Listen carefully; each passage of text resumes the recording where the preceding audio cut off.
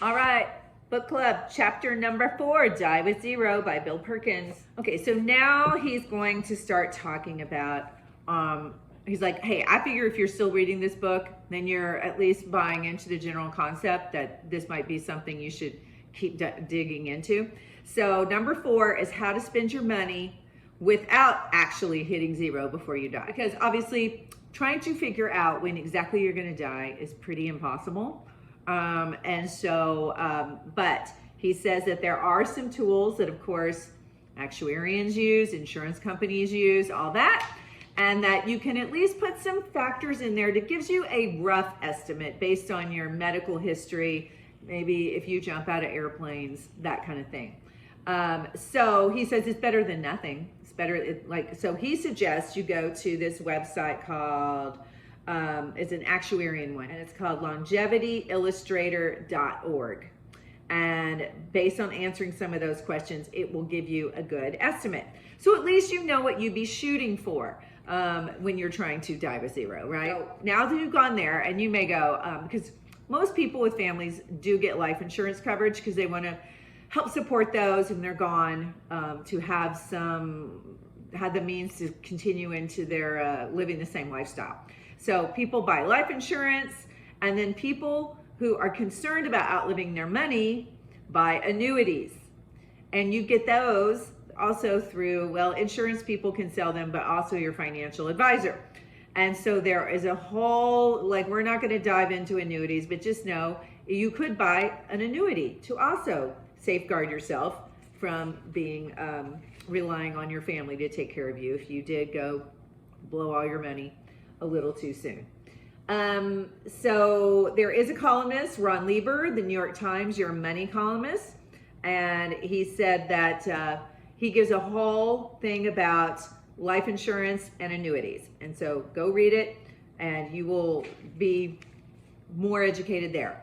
So this says if you have a very low tolerance for risk, meaning you will not accept even a remote chance that you would outlive your money, then you either need to buy an annuity or you will self-insure by leaving a huge cushion.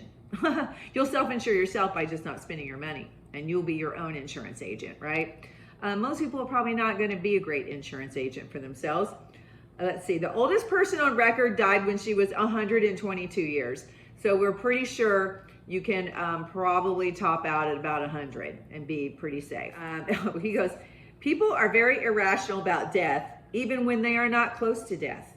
That's why they have outsized fears of running out of money before they die, big enough to compel many people to oversave for the distant future, and as a result, fail to enjoy the present as much as they could. But death and deterioration are real for everyone, so the date of your death in the future should affect what your behavior is now. Because I think if we all, everybody's done those things, like, oh, would you want to know if you could know the day you die? And I think most people still say, no, because then it's just going to produce a lot of anxiety, right? So this is also encouraging you to live in a way that you're getting the most out of every day. And if something happens before that, so be it, right? Hopefully you've been living a very full life and you will not have a regret that you didn't mark some things off that bucket list or do some things that really meant something to you and your family. So the point of this chapter is really, if you are nervous about someday running out of money, you need to look into annuities to help you relax and spend it. Okay. Chapter 5, we're going to get into an argument I hear all the time when I'm talking to people who are sitting in a home where it is falling in around them, but the dirt it sits on is worth $500,000, and they bought the house for like 35, and they're retired and they are on limited income. And I always hear, well, they're going to have to carry me out of here, and I guess my kids will just get it. So we're going to talk about, is that a good strategy? All right, talk to you soon.